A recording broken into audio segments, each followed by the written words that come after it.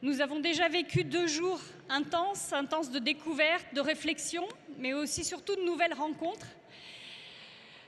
Merci encore à Monseigneur Lebrun, l'évêque de Saint-Étienne, de son accueil, à l'équipe de Saint-Étienne.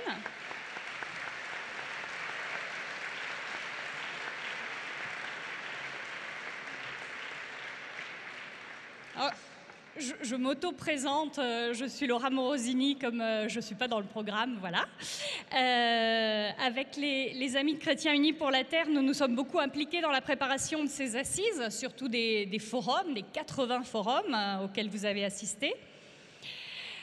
Nous sommes nés des précédentes assises, justement.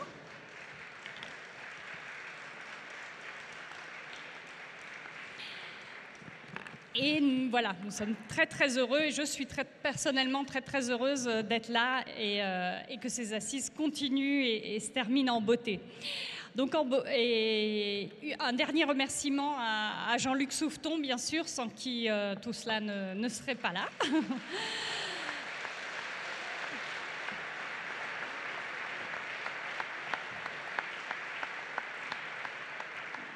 Voilà, Anne-Marie-Laure Gouget, notre ange. Local. À Jean-Claude Noyer et l'équipe de la vie, ça a été un an de beaux échanges que de préparer ce rendez-vous, de très beaux échanges humains. Alors, je voudrais vous présenter maintenant la dernière conférence, la conférence de ce matin qui s'intitule « Crise écologique, comment mobiliser les religions ?» Alors, attention à ce titre, parce que vous allez devoir participer. Alors, cette conférence va se dérouler de la façon suivante. Le sujet va être introduit par Pierre Adam, un expert international, ici au milieu.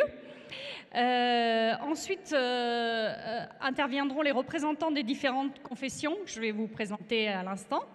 Et enfin, nous garderons 30 minutes pour, pas seulement des questions de la salle, il y aura des papiers qui vont circuler. Jean-Claude va les faire circuler, si je le vois.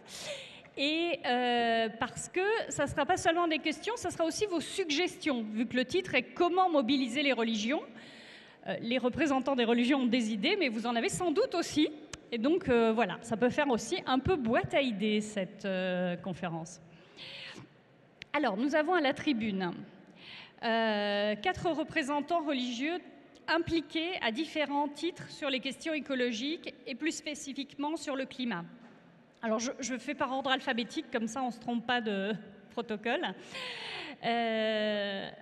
Premièrement, Yeshaya d'Alsace, qui est rabbin de la synagogue de la rue du Cambodge à Paris, rabbin de la communauté Massorti, dont il crée et anime le site internet.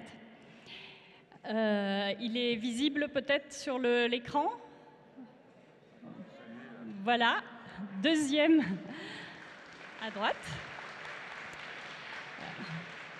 Yeshaya d'Alsace a une formation de droit et de théâtre. Il a rédigé une thèse sur l'écologie et le judaïsme. Donc vous voyez, il aura des choses à dire.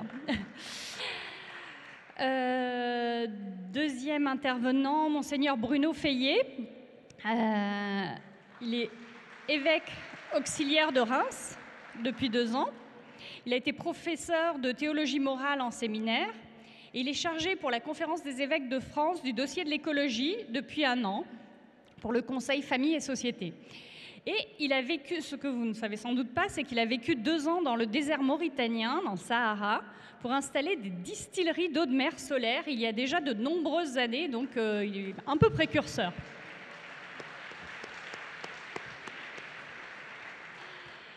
Troisième intervenant, juste à côté de lui, Anouar Bibesh. J'espère que je le dis bien.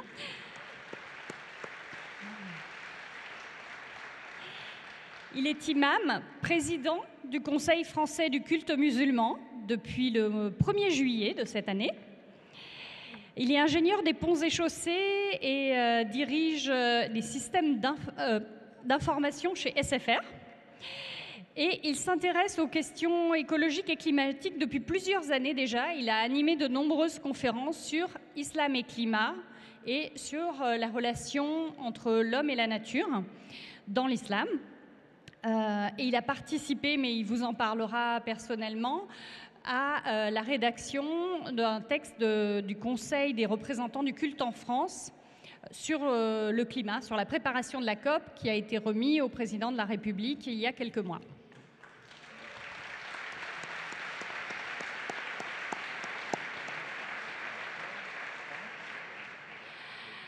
Alors, deux derniers intervenants. Christian Krieger, qui est pasteur, tout à fait au bout.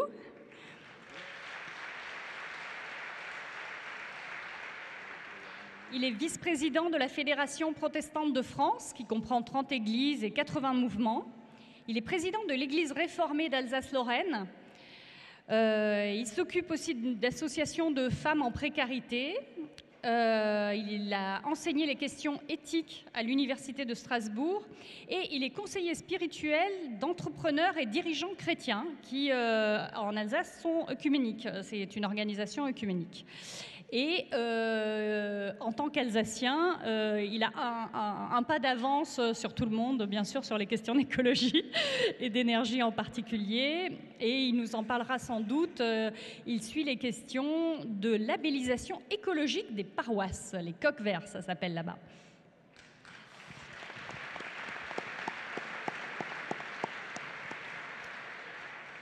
Enfin, pour terminer, en beauté, au centre, nous avons Pierre Hadane, qui sera un grand témoin, qui va interpeller ses représentants et qui va surtout introduire le débat. Pierre est l'un des grands spécialistes français de l'énergie et du climat. Il a été président de l'ADEME, l'Agence de l'environnement et de la maîtrise de l'énergie, à la fin des années 90, puis de la MIES, Mission interministérielle à l'effet de serre. Il a participé souvent aux négociations internationales, donc s'il y a des questions précises, c'est pour lui. Et c'est pourquoi nous lui avons demandé d'introduire le sujet. C'était la meilleure personne pour le faire. Merci.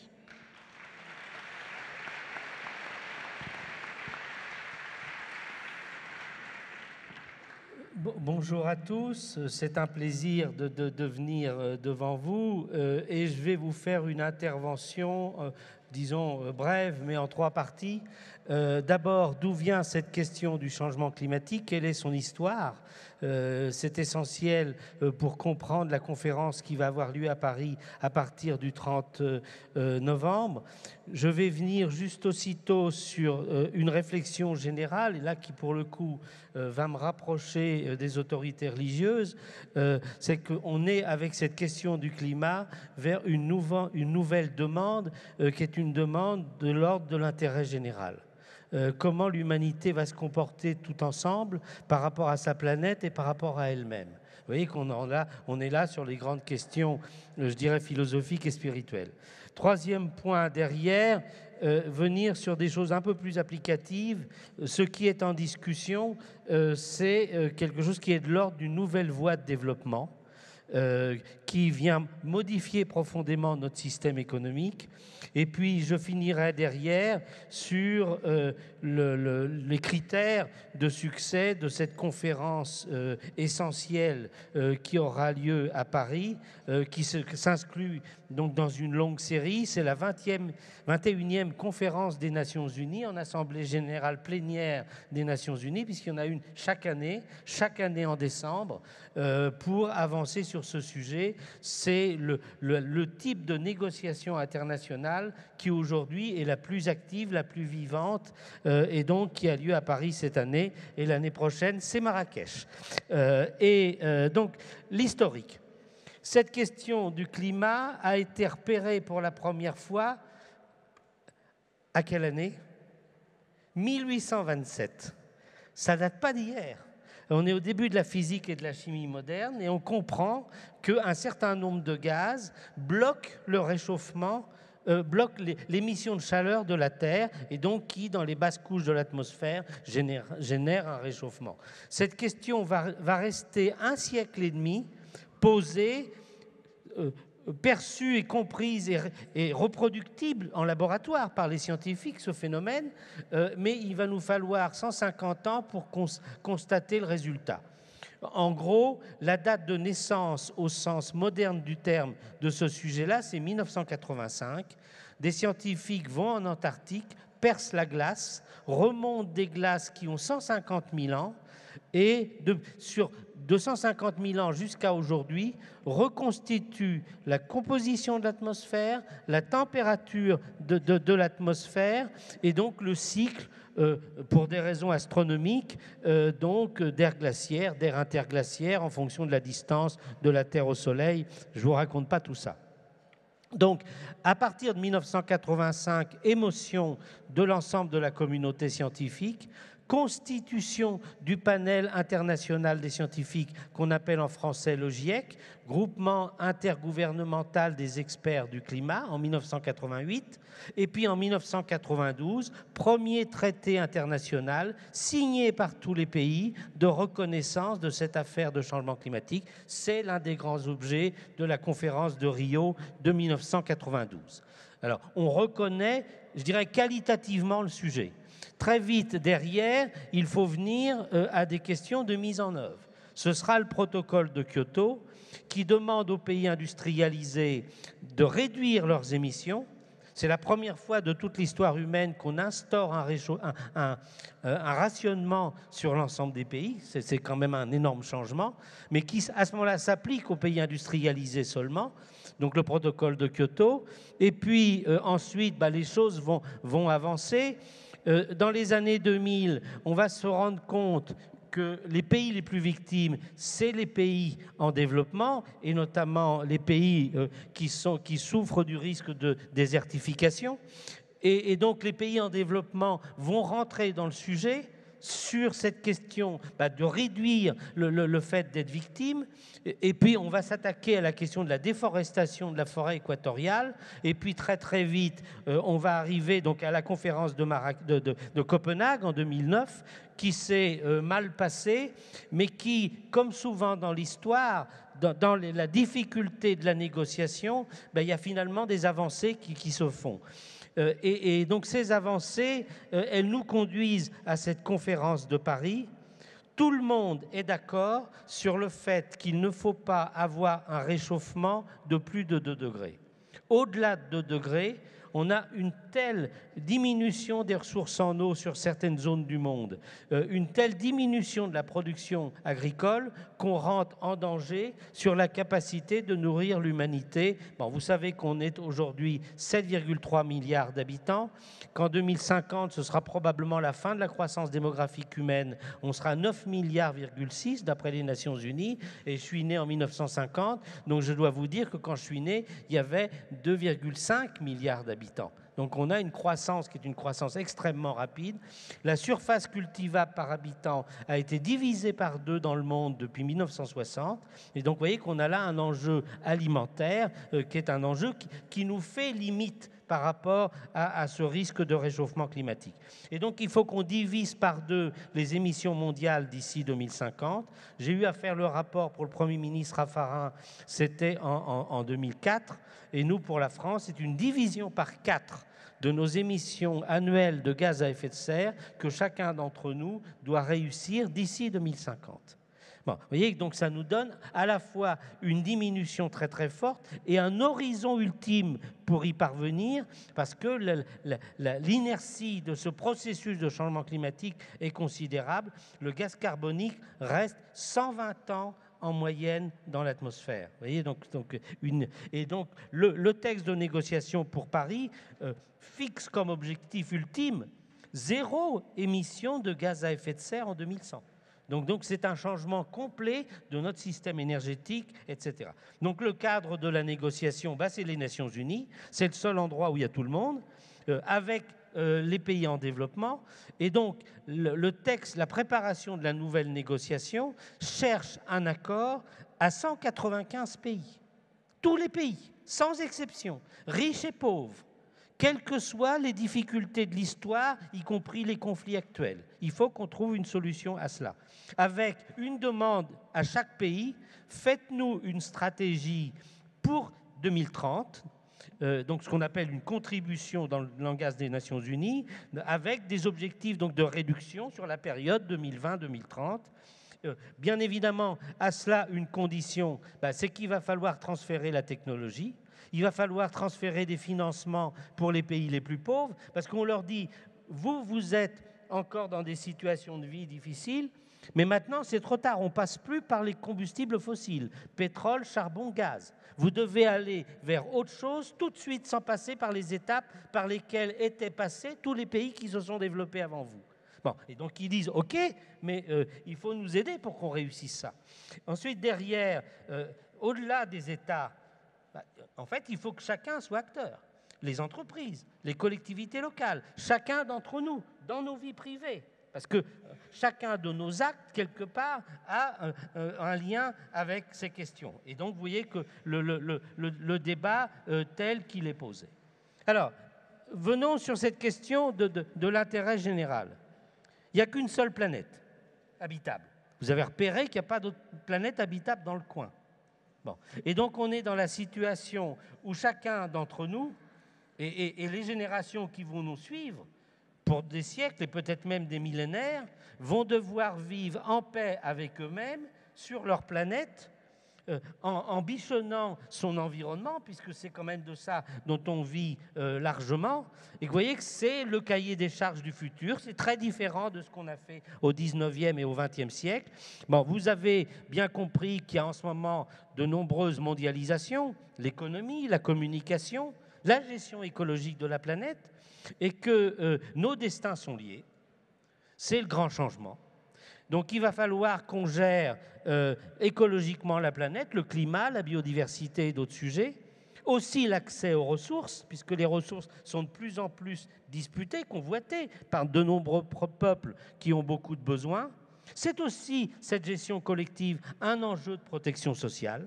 Il n'y aura pas de la protection sociale dans nos pays s'il n'y a pas des avancées de protection sociale dans les autres.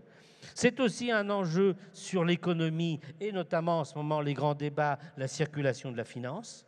C'est aussi un enjeu sur la circulation des personnes. Et là, vous voyez aussi, on est dans l'actualité la plus forte. Donc on est à un grand carrefour de l'histoire humaine. Comment allons-nous gérer la maison commune ensemble? Et là, pour le coup, l'encyclique, avec d'autres textes issus d'autres religions ou d'autres philosophies, marque aujourd'hui, pointe cette question-là. La paix, donc sur la planète, c'est ça qu'il nous faut obtenir, et avec l'humanité tout entière. Émerge, et là, je m'adresse aux autorités religieuses, je voudrais exprimer vis-à-vis de vous qu'il s'agit là d'un nouvel appel vers une transcendance. Quelque chose qui dépasse nos vies individuelles, qui nous renvoie vers le collectif, et le collectif de l'humanité tout entière, par rapport à son destin, par rapport à son futur. Et donc vous voyez qu'on a là quelque chose de tout à fait essentiel, et que c'est un appel indispensable vers des règles communes, vers des principes de morale individuelle et collective. Donc vous avez compris que tout ça nous engage vers une nouvelle voie de développement. Efficacité dans l'utilisation des ressources, les matières premières, l'énergie, recyclage, agriculture adaptée, notamment dans les zones arides, bâtiments économes en énergie, en matières premières, transport désengagé du pétrole, valorisation des énergies renouvelables. Alors, j'insiste auprès de vous, c'est que ce calendrier, donc on travaille déjà d'ici 2020, on va signer un papier à Paris pour la période 2020-2030, c'est la première fois dans toute l'histoire humaine que l'ensemble des peuples réfléchissent d'une façon convergente à une nouvelle voie de développement. On ne l'a pas fait après la guerre, on ne l'a pas fait après la décolonisation. Maintenant, on a quelque part un adversaire commun, qui est le changement climatique, et on doit trouver une manière d'améliorer la vie de tous les peuples sur cette question tous ensemble. Et comprenez bien que si tous les pays, et actuellement, ils déposent leur copie, leur stratégie, leur contribution aux Nations Unies, si tous les pays font ça, dans la déprime actuelle, comment interpréter ça d'un point de vue économique? C'est une relance économique mondiale. Ça veut dire qu'on va repartir dans une grande vague d'investissement pour réussir ça dans l'intérêt commun de tous les peuples, à commencer par les peuples en développement. Donc vous voyez qu'on est là vers quelque chose de puissant, quelque chose de fort. C'est ça l'agenda de la conférence de Paris, au-delà de la question climat. Et donc vous voyez qu'on a là besoin de sens, on a besoin d'une réflexion collective. Et je voudrais, encore une fois, dans la déprime actuelle, un jeune, avec son téléphone et son Internet, a accès à plus de personnes, à plus de connaissances, s'il le veut bien, à plus de culture, d'expression culturelle que toutes les générations cumulées qui l'ont précédé. Et donc, je voudrais, là aussi, interpeller les autres, enfin, interpeller, le mot est fort, je dirais, souligner devant nos autorités religieuses que l'avancée de la civilisation, c'est la relation à l'autre. C'est d'avancer vers une société peut-être plus sobre en matière, en énergie, mais finalement avec une énorme avancée de la compréhension de tous les peuples, de l'expression individuelle et de la relation avec les autres. Alors, pour finir, le critère de succès de la conférence de Paris, critère numéro 1, impliquer tous les pays, tout le monde à table, pour avancer. Avec derrière, au-delà des pays, tous les acteurs, les entreprises, les banques, les collectivités locales, la société civile, chaque famille, que chacun prenne en charge cette question-là. Et oui, et là, par rapport aux autorités religieuses, je voudrais vous dire qu'il faut que la conférence de Paris, pour réussir, soit la première conférence des Nations Unies sur le sujet qui s'adresse à la personne. On doit expliquer à un enfant de 10 ans qui vivra tout ce siècle comment il va pouvoir réussir sa vie, lui donner un sens dans un monde qui est un monde qui règle ces grandes questions nouvelles qui sont les questions du XXIe siècle. On ne va pas lui demander de revivre au XXe siècle. Hein. On accepte son siècle, on aime son siècle. Bon. Et donc, il faut qu'on ait cette discussion-là et qu'on crée une dynamique. Bien évidemment, toute la négociation en ce moment, c'est drainer des moyens financiers. Mais ces moyens financiers sont bien clairs. Ce n'est pas de l'argent perdu. C'est de l'argent investi pour un nouveau développement de l'humanité tout entière, et y compris pour nos entreprises, puisque si les pays utilisent, par exemple, du solaire ou des bonnes techniques du bâtiment, ils vont nous apporter des choses de chez nous. Donc quand on parle de relance économique pour la France, c'est aussi une manière de le faire. Et donc, le processus qui est enclenché à Paris, c'est forcément un processus avec une implication progressive. On ne va pas magiquement à Paris tout résoudre. Et encore une fois, on va avoir un cycle de négociation qui va durer jusqu'en 2017 ou 2018. L'étape d'après, c'est Marrakech l'année prochaine. C'est d'arriver donc à un accord avec l'ensemble des pays et probablement avec un crantage des objectifs tous les 5 ans. Et tous les 5 ans, on revoit à la hausse les objectifs en fonction des avancées scientifiques, etc. Parce qu'il faut qu'on résolve ce problème-là, et encore une fois, en respectant le rythme de chacun. Inévitablement, tout ça va nous conduire, mais ce ne sera pas à Paris, vers une réforme des Nations Unies. On ne peut pas être dans une situation dans laquelle l'intérêt général commun de l'humanité tout entière ne s'impose pas en dessus des souverainetés nationales. Il faut que l'intérêt général supérieur de l'humanité commande. Bon, ce n'est pas facile. Encore une fois, il faut qu'on soit sur une voie de progrès pour que chacun s'y engage, mais c'est quelque chose de nécessaire. Je voudrais revenir, pour conclure, sur l'importance de la mobilisation des religions et des grandes philosophies. Parce que, encore une fois, vous voyez que derrière ça, c'est nouveau mode de développement, ce qui donne sens à nos vies dans la relation à l'humanité tout entière. Et là, on est au cœur, bien évidemment, des grandes questions, avec des valeurs collectives qu'il nous faut refonder. On est dans une nouvelle période de l'histoire humaine. Bienvenue dans le film.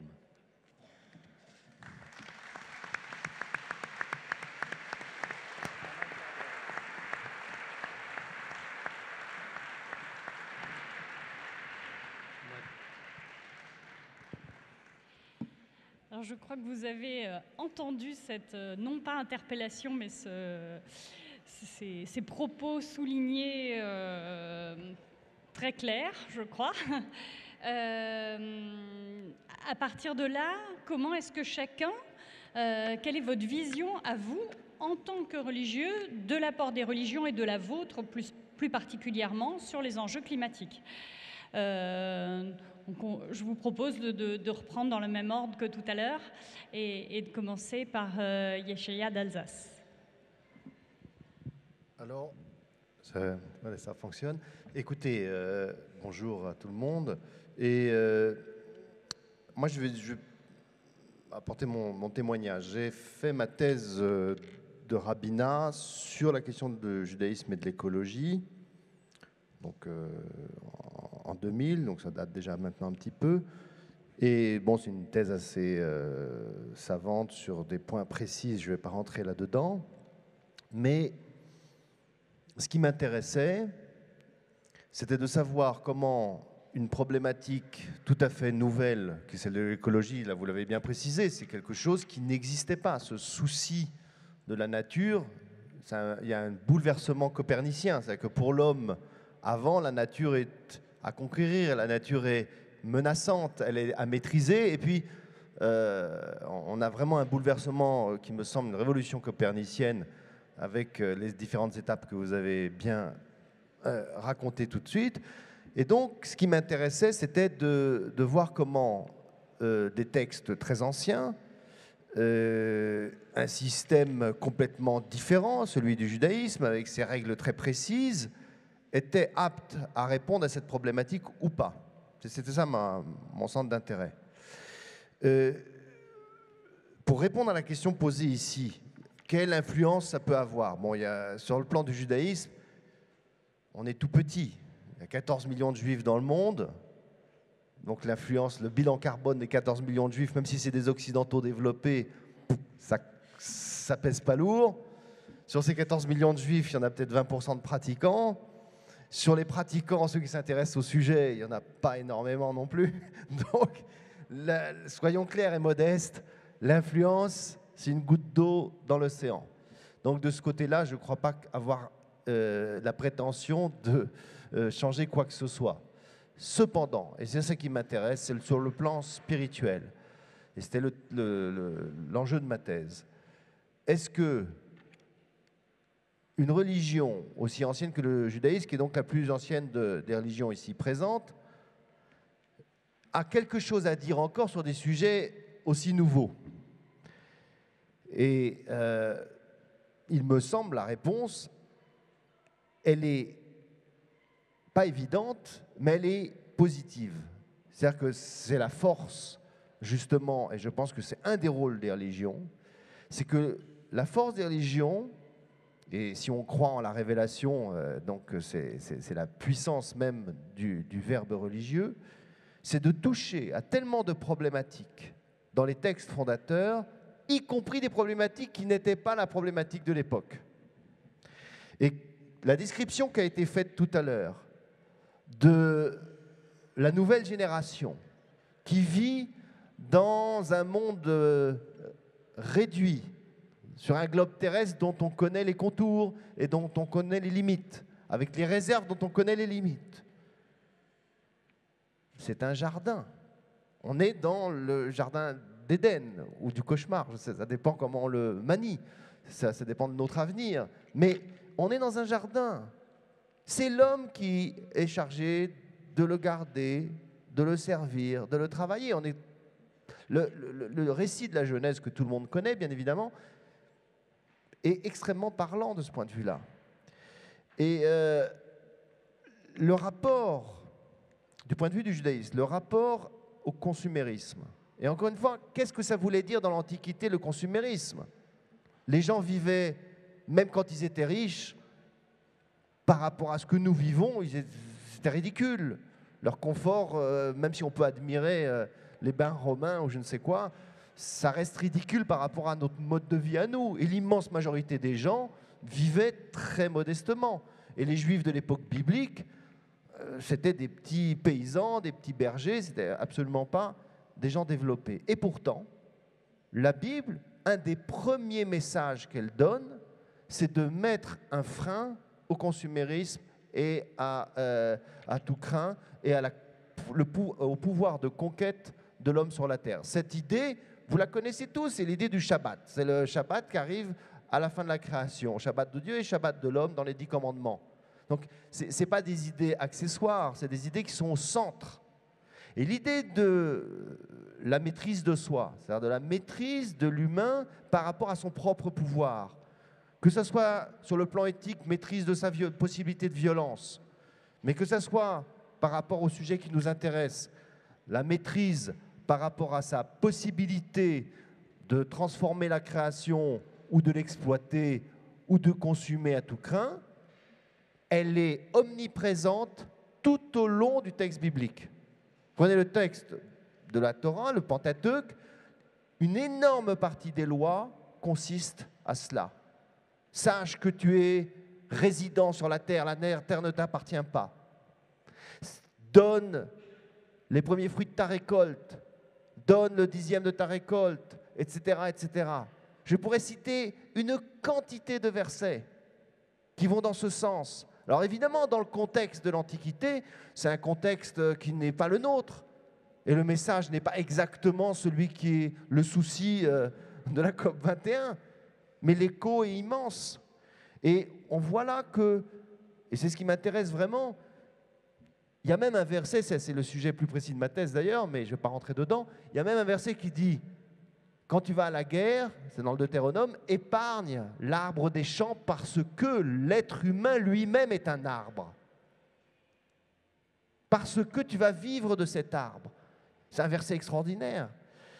Ce verset a donné lieu à un des commandements du judaïsme, il y en a 613, qui est l'interdit du gaspillage, l'interdit de détruire quoi que ce soit de la nature, pour rien. On est complètement dans notre problématique. Alors évidemment, elle était tout à fait différente pour les hommes de l'ancien temps, puisque c'était plus une question de maîtrise de soi, éthique. Mais somme toute, ça n'avait strictement aucune influence, à l'époque, ou pas grande en tout cas, de savoir si j'allais gâcher un petit peu de mes possessions. Aujourd'hui, ça a une influence. Et nos religions, je pense qu'on a tous ça en commun, il n'y a pas de différence, de toute façon nous nous reposons sur les mêmes textes, eh bien, mettent en avant non seulement ce rapport de l'être humain au matériel, à la façon dont il consomme, à la façon dont il a un rapport à ses biens, à ses récoltes, à ses profits. Et ça, c'est omniprésent. Mais il met en avant également la façon dont nous devons nous soucier, ça vous l'avez dit, de l'autre. C'est au centre. C'est-à-dire le souci des autres humains, des pauvres, la veuve, l'orphelin, etc., récurrent complètement dans le texte biblique, mais récurrent dans le texte coranique également. Ce souci-là, il est de nos jours lié profondément à la question écologique. On ne peut pas poser ces questions qu'en termes égoïstes, occidentaux, de vouloir qu'il y ait de l'air pur à Saint-Étienne. C'est évident, et vous l'avez dit tout à l'heure, les conséquences humaines sont dramatiques, et elles sont plus dramatiques pour les démunis que pour nous. Et donc, la responsabilité envers l'autre, la question du visage de l'autre, pour reprendre un terme lévinassien, mais c'est de toute évidence aussi la question climatique, pas seulement bien évidemment, mais aussi. On ne peut pas ne pas être terrifié par ce qui se passe aujourd'hui dans certains pays et qui ne sont que le prémisse des problèmes à venir et des conséquences humaines, éthiques.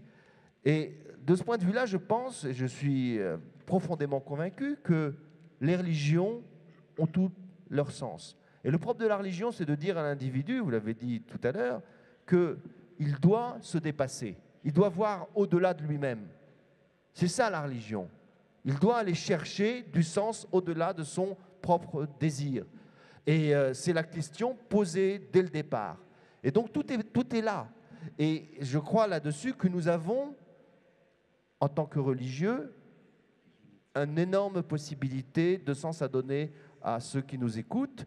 Et je l'ai dit en introduction, je vais arrêter avec là, avec ça, en tant que juif, mon écoute est très petite, mais bon, chacun plante son petit arbre, si je peux prendre cette image, et de beaucoup d'arbres on fait une forêt, mais il est évident que les grandes religions comme l'islam et le christianisme ont une influence sur des quantités de pays qui sont directement touchés par ces enjeux. Et là, il y a une responsabilité des dirigeants religieux énorme, et je crois que le pape a bien donné le signe de cela, et elle a très bien compris.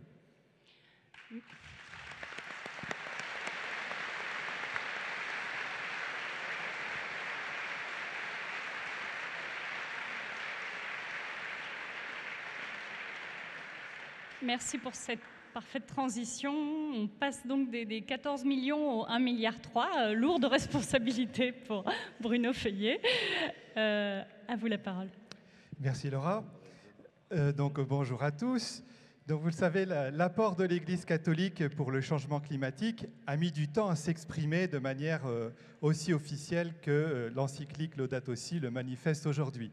Ça a été progressif, mais la vie de l'Église catholique, en tout cas, ne se résume pas aux seules déclarations de son magistère. Vous le savez bien, parmi les catholiques, un certain nombre d'entre vous ont milité, ont réfléchi depuis fort longtemps, depuis bien plus longtemps. Et il faudrait être honnête pour dire que tout ce qui se fait dans l'Église, ça dépend aussi de vous. C'est aussi le fruit de ce que vous avez fait. Alors, je veux le reconnaître, et je ne le dis pas par flagornerie, mais par gratitude. Merci de ce que vous avez fait depuis des décennies. Le deuxième point que je veux aborder, c'est qu'aujourd'hui en France, il faut se souvenir que les rencontres des religieux, des différentes confessions religieuses en France, ont permis, entre autres, cette rencontre le 1er juillet à la présidence de la République, où mon voisin était présent. Donc je ne vais peut-être pas déflorer ce qu'il va dire, mais simplement se rappeler que les religieux, dont l'Église catholique, se sont mis d'accord pour rappeler à la présidence, qui est laïque, l'État français est laïque, combien la sauvegarde de la planète devait être perçue comme un défi spirituel et moral. C'est dans son message. C'est dire que la vision de l'écologie intégrale suppose aussi la vision de l'homme intégral, dans ses dimensions corporelles, mais aussi morales et spirituelles. Et je pense que s'il y a eu, quelques jours après, le 21 juillet, le sommet des consciences pour le climat, où dans le temple de la République, qui s'appelle le Conseil économique, social et européen, ont été invités des représentants de toutes les religions du monde entier, ce n'est pas innocent. C'est que même les politiques ont compris qu'ils avaient besoin du soutien de la dimension spirituelle pour porter ce projet-là. Et ils n'y arriveront pas tout seuls. Ils se sont reconnus à eux-mêmes leurs limites en faisant appel à nous. J'ai trouvé ça fort intéressant. Le travail du magistère de notre Église catholique, évidemment, s'est fait de plus en plus précis, nous le savons, jusqu'à l'encyclique Laudato Si. Alors, si vous l'avez bien lu, au 5e chapitre, il traite de quelques lignes d'orientation et d'action, de sorte que toutes les pistes s'inscrivent dans un contexte de dialogue. Il nous faut dialoguer. La dernière piste se déploie du numéro 199 à 201 et il concerne exactement ce que nous vivons ici. À Saint-Étienne, et même pour la seconde fois, je cite le numéro 201. « La majorité des habitants de la planète se déclare croyante, et cela devrait inciter les religions à entrer dans un dialogue en vue de la sauvegarde de la nature, de la défense des pauvres, de la construction de réseaux de respect et de fraternité. » Et le pape est même allé jusqu'à proposer que tous ceux qui croient en un Dieu créateur puissent partager une même prière, et je crois que c'est cette prière qui a été lue juste au début de la messe tout à l'heure lorsque nous étions autour de la planète. Voilà. Donc, fort important de porter cette dimension morale et spirituelle, ça nous est propre, ça nous est familier, mais de le faire avec d'autres. On ne le fera jamais tout seul. L'Église catholique reçoit ce monde, et là je rentre dans un domaine plus théologique, du sein même de notre foi, l'Église catholique reçoit ce monde de la révélation qui lui est faite en Jésus-Christ. C'est en Jésus-Christ que le sens ultime de la création trouve sa plénitude. Nous confessons, nous croyons que Jésus participe à sa création, qu'il la sauve, qu'il l'accompagne de sa grâce et qu'il l'amène à son achèvement. Et plusieurs fois, plus de 10 fois, et sans compter les allusions, le pape François nous dit que tout est lié.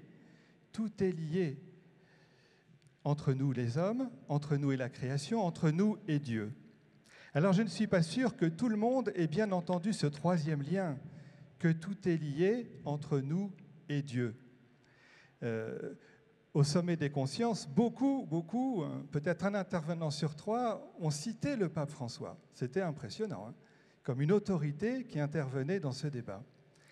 Mais on ne citait pas cette partie-là, le lien, enfin, à part le cardinal Turkson, bien sûr, hein, et monseigneur Emmanuel Bartholomé, monseigneur Bartholomé qui était présent, mais on ne cite pas ce lien-là. Or, tout dépend de ça, beaucoup plus qu'on ne le pense.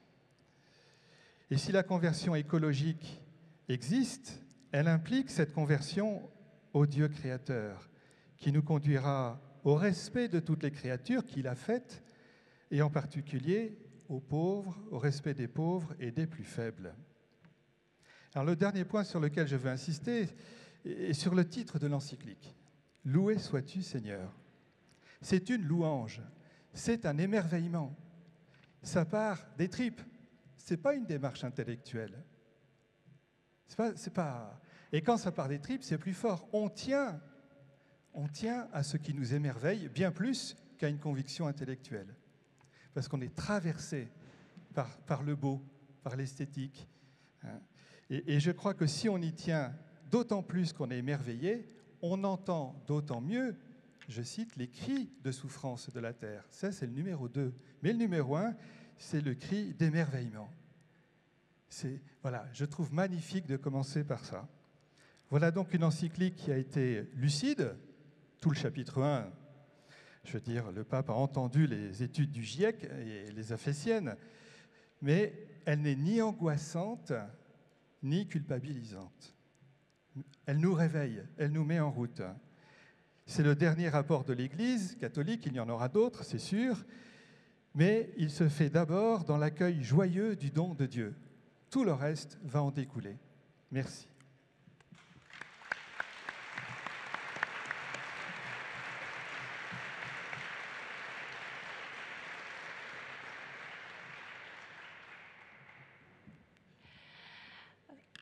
Sans autre transition, je vous laisse la parole à Nouark Bibesh.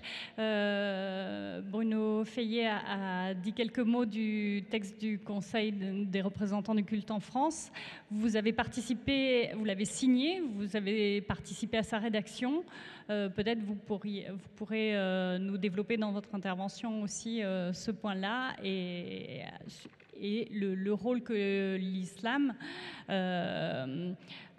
pense avoir sur ce sujet du changement climatique, sachant qu'il n'y a pas très longtemps, il y a quelques jours, a été publiée une déclaration des organisations islamiques qui contient y compris des appels aux pays producteurs de pétrole, par exemple. Ce n'est pas votre cas, mais voilà, votre point de vue nous intéresse particulièrement. Merci. Bonjour à toutes et à tous. Tout d'abord, je voudrais vous exprimer ma joie et mon plaisir d'être parmi vous aujourd'hui pour parler d'un sujet qui nous concerne tous, d'abord en tant qu'être humain et ensuite en tant que croyant de toute confession. Et je suis très très heureux d'intervenir sur ce sujet qui n'est pas un sujet polémique. On ne va pas parler des repas confessionnels dans les cantines scolaires ou de radicalisation religieuse des jeunes ou de la longueur des jupes dans les lycées, mais c'est un sujet qui nous interpelle tous, comme vient de le dire mon prédécesseur, qui nous interpelle tous au niveau des tripes de chacun et au niveau de la responsabilité de chacun devant les hommes et devant Dieu. Alors par rapport à ce que peuvent faire les religions et peut faire l'islam, en particulier concernant donc, la crise écologique, moi je pense qu'il y a deux niveaux d'intervention. Le premier niveau, c'est un niveau peut-être théologique, où il faut effectivement mener une certaine réflexion, élaborer une certaine doctrine, notamment sur la relation entre l'homme et la nature. Et je pense que dans chacune de nos traditions et dans chacune de nos confessions, on retrouve cette démarche et cette conception d'une manière très très forte et très très présente. Et puis le deuxième axe ou le deuxième niveau, c'est la position ou la prise de position des autorités morales. Nous avons cité l'encyclique du pape François, mais comme vous le savez, dans l'islam, il n'y a pas de pape, ce n'est pas une exclusivité mondiale que je vous révèle aujourd'hui, mais par contre, il y a un certain nombre de savants et d'érudits et qui ont effectivement, comme l'a rappelé Laura, pris un certain nombre de positions dernièrement. Alors concernant le premier niveau déjà, qui est la conception théologique et la doctrine, concernant l'islam, il y a effectivement deux dimensions sur lesquelles il faut vraiment insister et il faut mettre en avant concernant la relation de l'homme à la nature. La première dimension, c'est que de la relation de l'homme à la nature se traduit par le fait de considérer que tous les deux sont la création de Dieu. Et donc le respect de la nature se traduit par la sauvegarde et correspond à la sauvegarde de la création. Bien sûr, je pense que dans nos différentes tradition, on considère que la terre est un don divin à l'homme et que ce dernier ne doit ménager effectivement aucun effort pour maintenir son équilibre et la protéger contre toute dégradation. Et c'est ainsi que la protection de la nature et de l'environnement s'inscrit dans une dimension religieuse qui prend une place importante pour tous les croyants et notamment pour les musulmans. Et à ce titre, quand l'islam nous incite à respecter la nature, bien sûr, on vise toutes les composantes de cette nature, que ce soit la terre, le ciel, l'eau, les animaux, les plantes, etc. Et donc, du coup, l'adoration de Dieu ne s'arrête pas au fait de s'acquitter des œuvres rituelles qui sont la prière, le jeûne du mois du Ramadan, le pèlerinage à la Mecque, etc.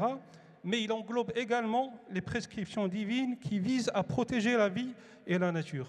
Et donc, du coup, la préservation de l'environnement devient un acte d'adoration pour un musulman. Et c'est ça, et cette dimension est très, très importante et fondamentale et fondatrice dans la relation de l'homme à la nature. La deuxième dimension qu'il faut également avoir à l'esprit, c'est que certes, Dieu a créé la nature comme l'homme, mais il a créé la nature au service de l'homme. Et ça, c'est une dimension aussi qui est très, très importante. Alors bien sûr, quand on dit que la nature a été créée pour être au service de l'homme, ceci ne donne pas à l'être humain une carte blanche à tous les excès. Bien au contraire, c'est une responsabilité qui est donnée à l'être humain vis-à-vis de cette nature. Et donc le rôle de l'homme consiste effectivement à utiliser avec justesse et tous les éléments de la nature, d'une part pour maintenir sa survie, d'une part pour maintenir la continuité de son espèce, mais également pour bâtir une certaine civilisation qui fait régner la justice et la bienfaisance. Et par rapport à ça, il y a un certain nombre de versets dans le Coran qui sont très explicites là-dessus. Je ne citerai que deux. Le premier, c'est dans la sourate 7, verset 31. Dieu dit « Mangez et buvez, mais ne soyez pas excessifs.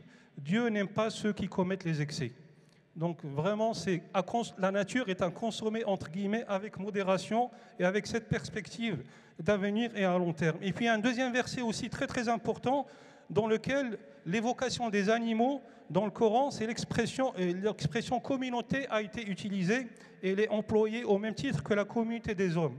Dans la sourate 6, verset 38, on trouve ce verset « Il n'est bête sur terre, ni oiseau volant de ses ailes, qui ne forment des communautés semblables à vous. » Et donc ça crée quand même une relation de respect, une relation de sauvegarde qui est très très importante. Et ceci doit s'inscrire dans l'immédiat, dans le temps réel, mais il doit également s'inscrire dans la continuité. Et il y a un hadith du prophète dans lequel il dit, je cite en arabe, « Ida qamati sa'a wa fi yadi ahadikum fasilatan wa istata'a an yaghrisha falyaghrisha falahu bidhalika ajr » Donc je vais vous faire le sous-titrage tout de suite, rassurez-vous. C'est que si l'un de vous avait un noyau de dattes et que la fin du monde arrive, qu'il le plante et qu'il le sème quand même, il en sera ainsi récompensé et Dieu le récompensera pour ça. Et quand on parle d'un noyau de dattes, c'est un palmier, en général, il donne des fruits au bout de 100 ans, alors que la fin du monde est imminente. Et malgré ça, l'islam nous incite à planter ce noyau-là pour infirmer et insister sur cette dimension de vision à long terme de relation à la nature. Bien sûr, tous ces versets caractérisent la conception de l'islam, de l'éthique et de l'esthétique dans la relation entre l'homme vis-à-vis de la nature, mais bien sûr, un tel comportement ne va pas se faire forcément d'une manière spontanée. Il nécessite de la pédagogie, il nécessite de la sensibilisation, il nécessite de l'éducation. Et bien sûr, c'est un défi qui nous est lancé, nous, en tant que religion et aux religieux. Et par rapport à ça, comme l'a dit Laura, il y a une déclaration très très forte qui vient un peu dans la continuité de l'encyclique qui a été, je dirais, proclamée le 17 et le 18 août à Istanbul, où il y a 60 dignitaires originaires de 20 pays qui se sont rassemblés et qui ont adressé un message très très fort aux 1,6 milliard de musulmans à travers le monde. Et à travers ça, on retrouve dans cette déclaration, je vous ferai 2 ou 3 citations uniquement pour vous illustrer un peu la force de cette déclaration-là. L'une des premières idées qu'on retrouve dans cette déclaration, c'est l'appel à la responsabilité devant Dieu et à la responsabilité devant les hommes. On trouve dans cette déclaration, je cite, « Que diront de nous les générations futures, nous qui leur laissons une planète dégradée en héritage? Comment nous présenterons-nous devant notre Seigneur et notre Créateur ?» Donc un rappel de la responsabilité devant les hommes, devant les futures générations, mais également un appel à la responsabilité devant Dieu le jour du jugement dernier. Et on trouve aussi une citation qui va dans le même sens que l'encyclique, dans laquelle on trouve, je cite, « Notre espèce, quoique choisi pour être le gardien ou l'intendant, donc le khalifa en arabe de Dieu en terre, a été cause d'une telle corruption et d'une telle dévastation que nous sommes au risque de mettre fin à la vie telle que nous la connaissons sur notre planète. » Donc ce sont des déclarations très très fortes, ce qui a poussé la ministre marocaine de l'Environnement, qui s'appelle Hakim Al-Hayat, à dire ceci: ceci est un appel vibrant en vue d'un combat spirituel. Un combat spirituel contre le changement climatique qui sera très très important pour les musulmans. Et justement, donc, c'est ce combat spirituel que nous devons nous mener tous à travers nos différentes traditions et en s'adressant à nos différents fidèles pour les sensibiliser sur cette question. Je vous remercie.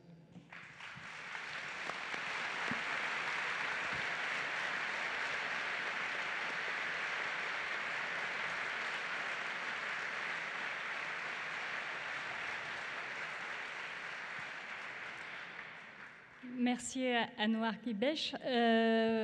Vous avez évoqué beaucoup l'éthique de la modération, mais aussi, vers la fin, l'éthique de la responsabilité, qui est presque une spécialité protestante, entre autres.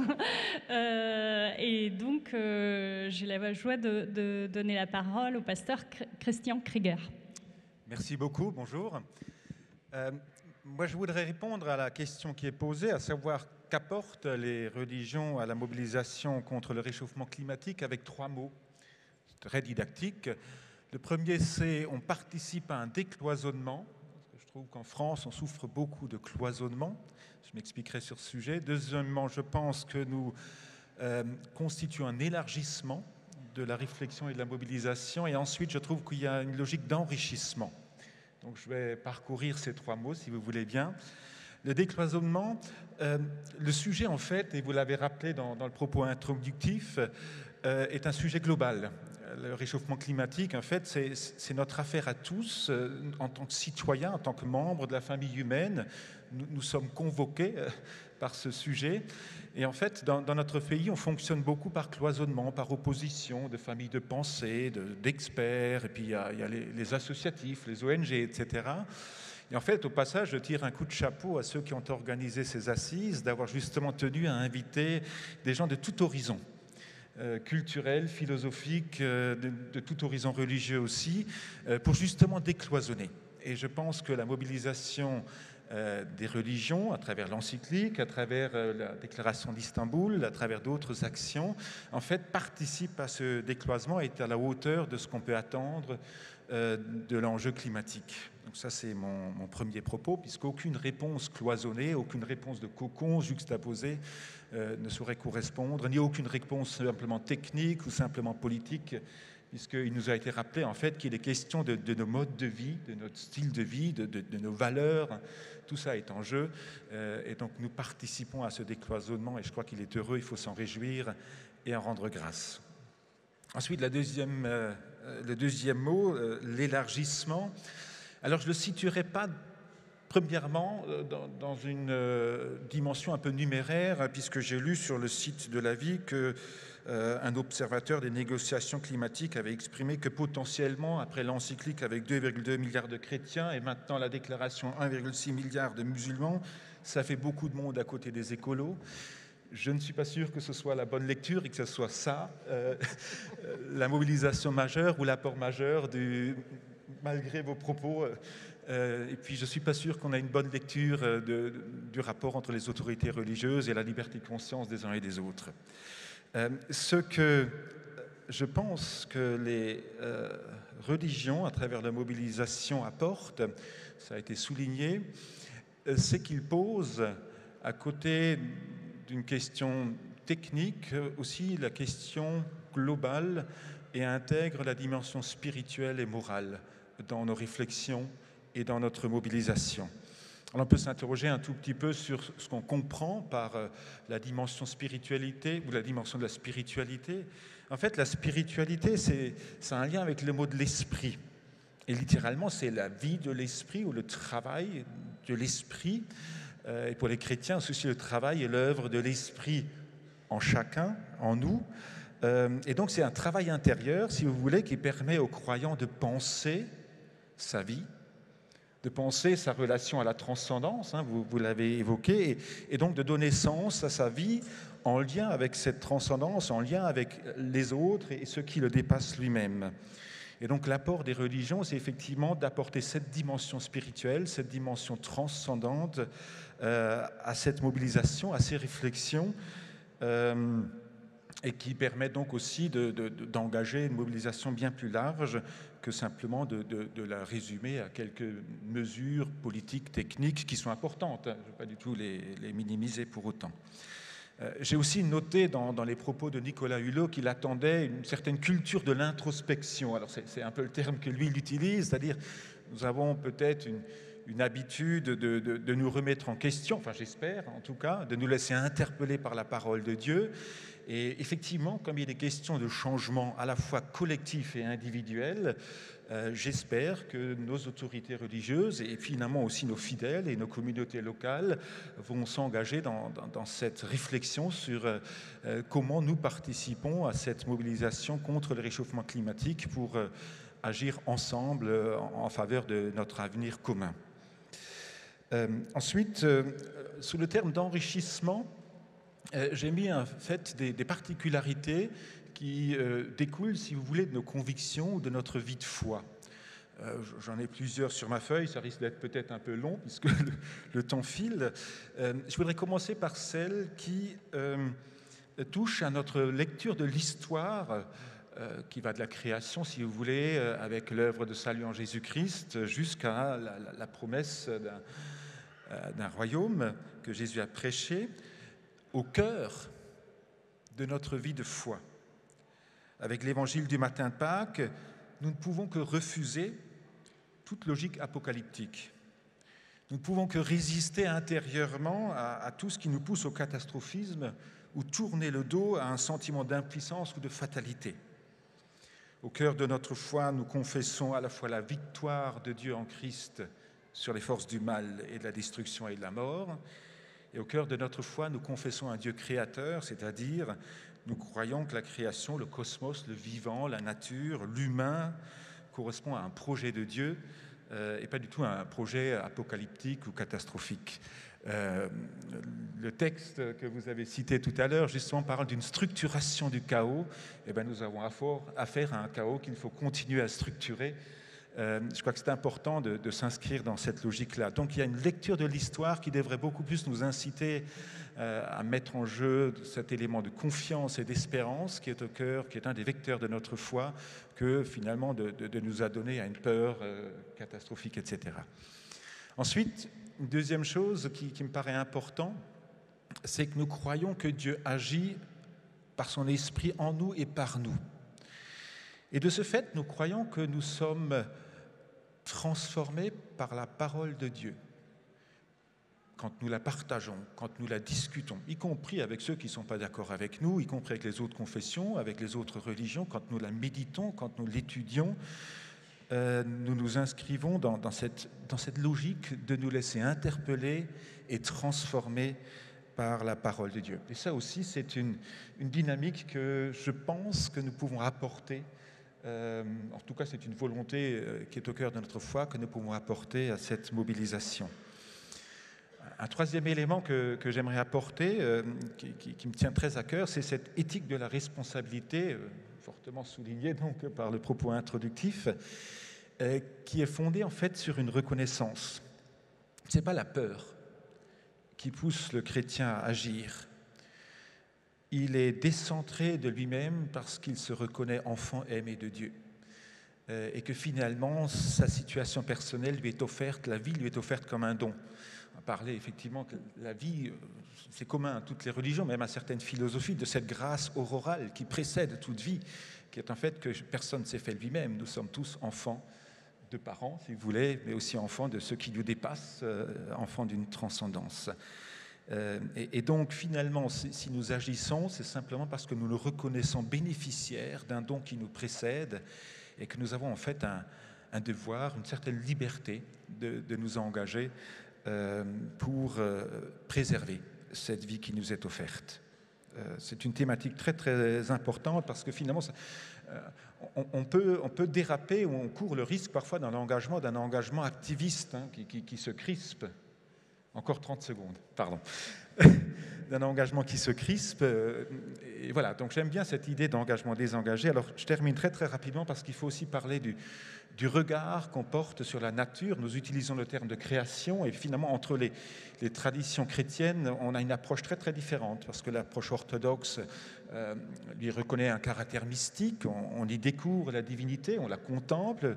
La tradition catholique, l'encyclique l'a rappelé, parle de la terre mère ou la terre sœur. Alors nous sommes plus prudents parce qu'on a peur un peu de tout ce qui pourrait être idolâtre comme attitude. Toujours est-il que, en considérant la terre, l'environnement comme une création, nous sommes co-créatures, nous avons le même statut devant Dieu. Il y a une communauté de destin, pour reprendre votre expression, une communauté de destin et donc un regard qui fait que nous la considérons comme une entité à part entière à respecter. Alors je ne suis pas de ceux qui voudraient la sacraliser parce qu'il ne faut pas faire une nouvelle religion naturelle, mais il y a une tradition liturgique, on l'a vécu tout à l'heure pendant la messe, où on sait en fait liturgiquement exprimer une reconnaissance envers les éléments de la nature. Et donc il y a tout un patrimoine liturgique, un patrimoine théologique, alors je ne le dirai pas puisque j'ai 30 secondes, que nous pouvons apporter dans cette mobilisation pour la question climatique. Merci.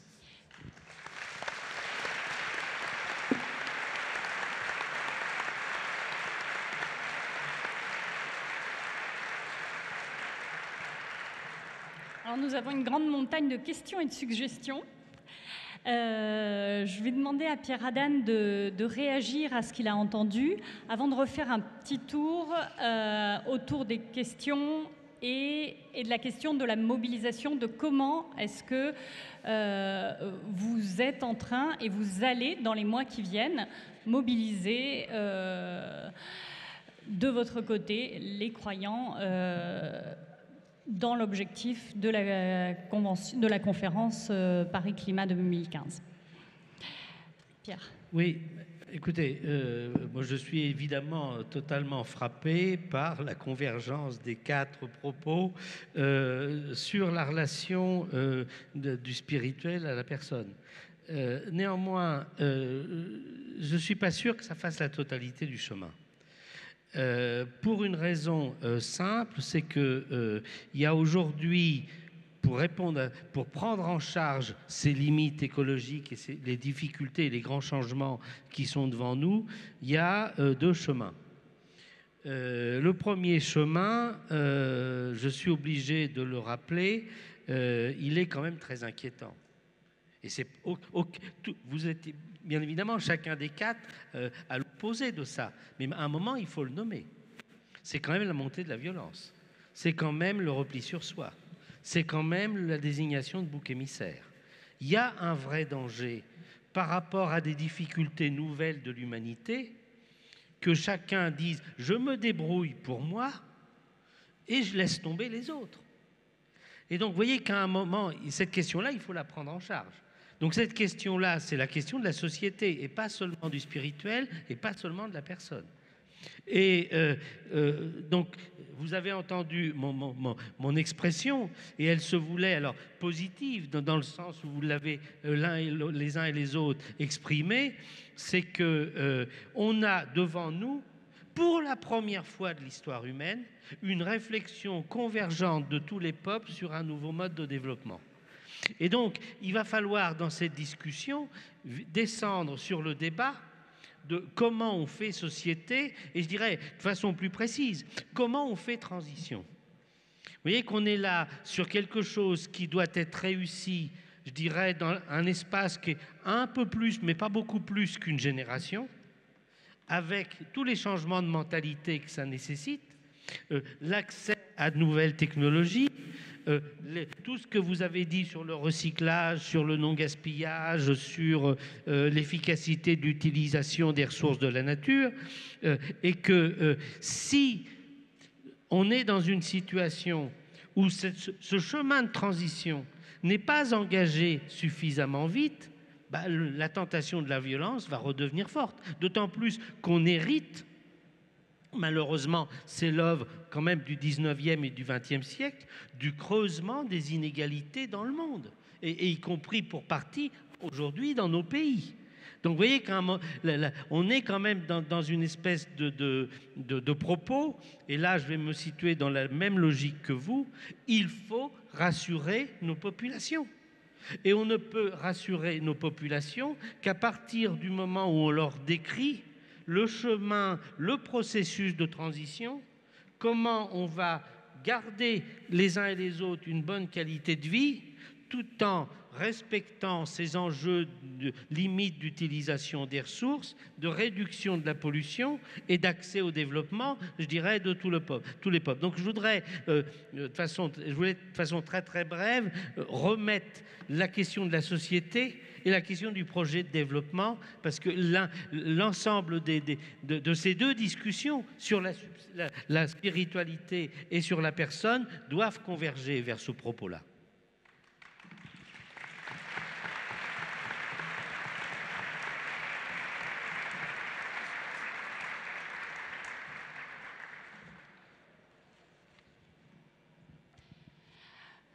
Alors les questions sont nombreuses.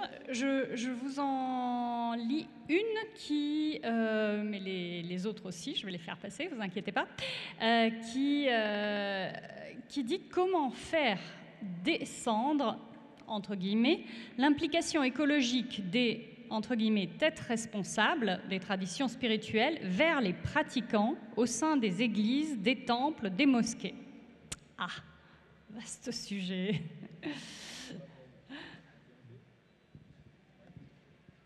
On va prendre à l'envers cette fois-ci, la plus jeune. Je ne sais pas si ça marche, oui.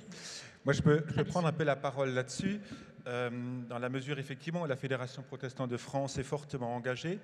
Mais je voudrais commencer par vous dire, en fait, qu'il y a un moment favorable actuellement. Et faire un brin d'histoire, puisque tout à l'heure, déjà, on parlait des vertus de l'histoire.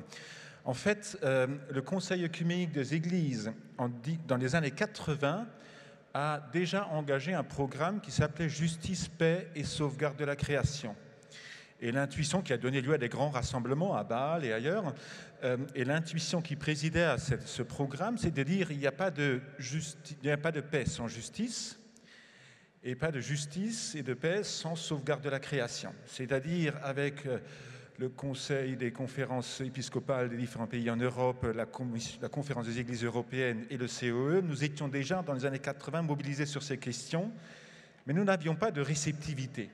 Et quand on voit finalement la réceptivité aujourd'hui de l'encyclique, qui est lue bien au-delà des milieux d'église, il y a un moment favorable pour ces questions. Ça, c'est la première chose. La deuxième chose, pour devenir un tout petit peu plus précis sur la Fédération protestante de France, en fait, les institutions, la Fédération est un ensemble d'églises, plus d'une trentaine d'églises, nous avons inscrit dans l'agenda de la Fédération la question écologique en y consacrant une assemblée générale.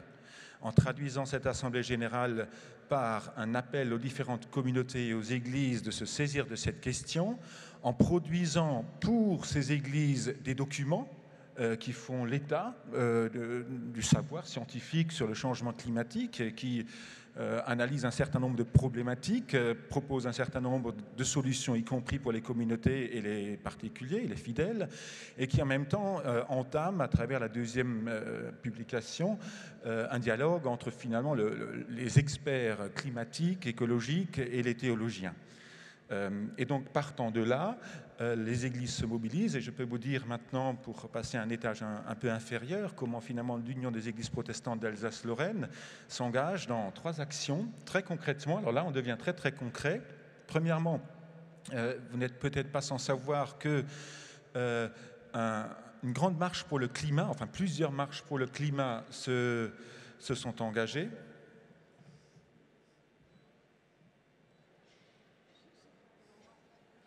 Pardon ? C'est pour après. Donc, plusieurs marches pour le climat se sont engagées. Il y a des marcheurs qui sont partis dans les pays nordiques il y a le 7 juin. Et donc, nous sommes engagés pour organiser les tronçons de cette marche de Strasbourg à Metz, où vont converger plusieurs tronçons. Donc, toutes ces informations, vous les trouvez sur Internet. Nous sommes engagés aussi très concrètement dans le jeûne pour le climat. Ça, vous avez pu le découvrir pendant les assises. Martin Kopp en a parlé assez longuement. Il a fait plusieurs ateliers. Et nous avons plusieurs paroisses qui se sont engagées dans la création d'un label qu'on appelle le Coq Vert. C'est une démarche allemande. Il s'agit en fait, au niveau de la vie d'une communauté paroissiale, de faire le bilan énergétique et de voir finalement comment on arrive à fonctionner avec un bilan carbone très bas. Voilà, pour le dire très très rapidement, et puis je recède la parole.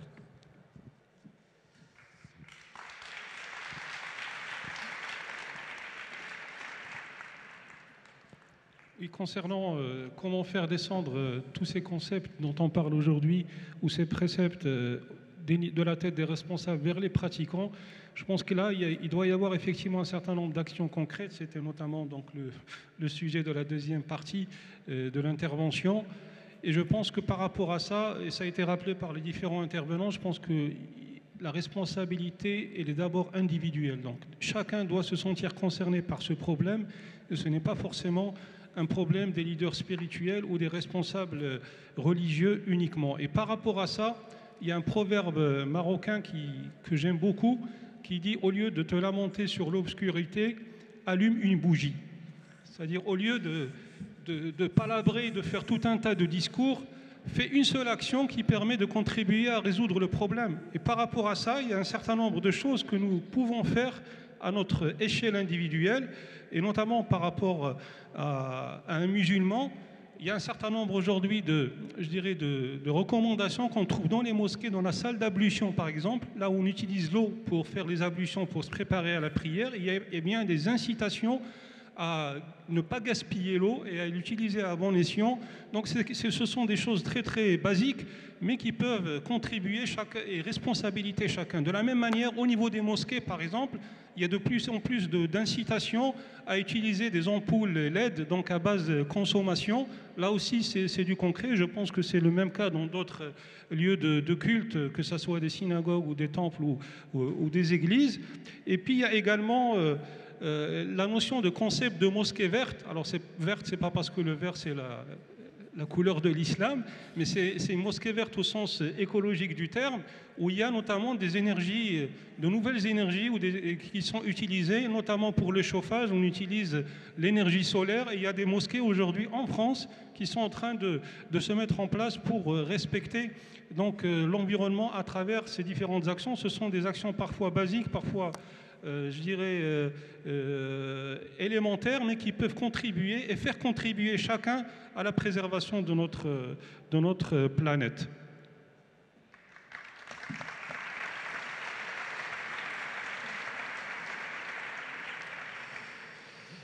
Merci. Alors, on me rappelle que le pape Benoît XVI a fait couvrir les toits des immeubles du Vatican de panneaux photovoltaïques. Que fait-on en France ? Alors c'est vrai que le Vatican a réduit son empreinte carbone pour les énergies fossiles, mais en France aussi, enfin je veux dire, beaucoup de diocèses ont été sollicités du nord au sud jusqu'à Reims où je réside pour qu'on puisse mettre des panneaux photovoltaïques sur les établissements dont nous sommes propriétaires.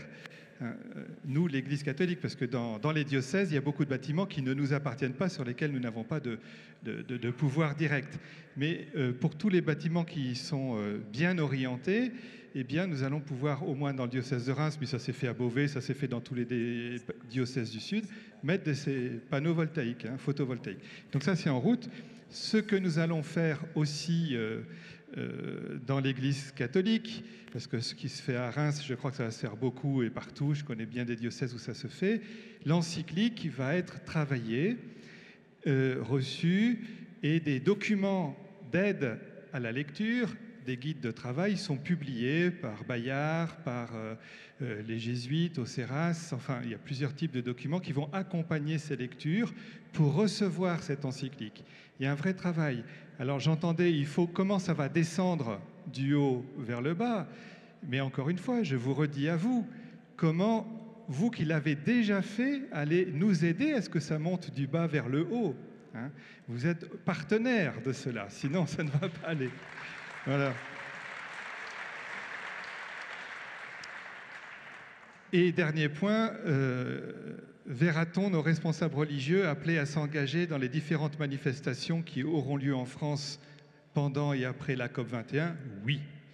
Oui, l'Église catholique est associée à la Coalition pour le climat qui organise des tas de manifestations à Paris et en France, les pèlerinages dont on a parlé, etc., les jeûnes pour le climat.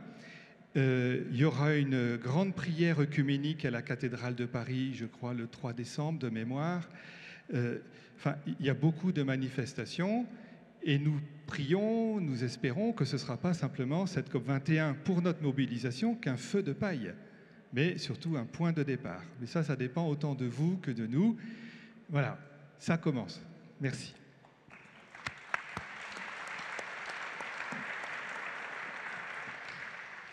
Alors, j'étais interpellé par deux papiers j'avais trop diminué la force symbolique des Juifs avec leurs 14 millions qui pèseraient plus.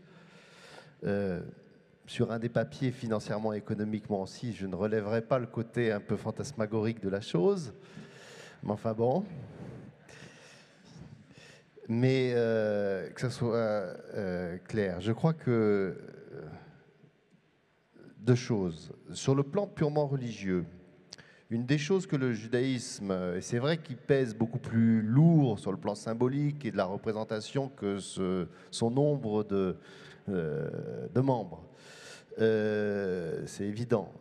Sur le plan religieux, je crois que le judaïsme a une chose intéressante, qui a été très décriée par le christianisme, qui le lui a beaucoup reproché, c'est le système de la loi, le système des commandements. Une des choses qu'enseigne le judaïsme aux juifs pratiquants, qui veulent bien se soumettre à sa discipline, qui n'est pas simple, c'est que tout geste de la vie, que ce soit la nourriture, que ce soit l'habit, que ce soit n'importe quel geste le plus prosaïque qui soit, est un geste religieux, c'est un geste spirituel, qui doit obéir à un système de loi. Alors peut-être que ce système de loi peut paraître absurde, on nous fait manger cachère, en ceci ou cela, mais si on y réfléchit avec les lunettes de notre sujet qui nous soucie aujourd'hui, eh bien, il est évident, et il y a beaucoup de rabbins américains qui réfléchissent sur la question notamment,